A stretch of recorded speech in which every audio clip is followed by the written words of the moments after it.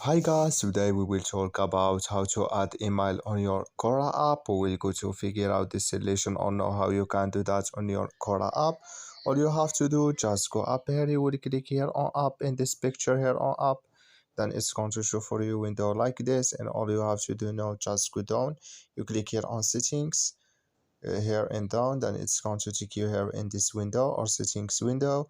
Then all you have to do now, just click here on account, then it's going to take you here in this window, and you just click here on add email here, or click here on email, and here you can add new email or your email here, and you click here on add email, and it's going to add with you on your Quora app. So that's all you have to do. I wish know you I get it. That's all.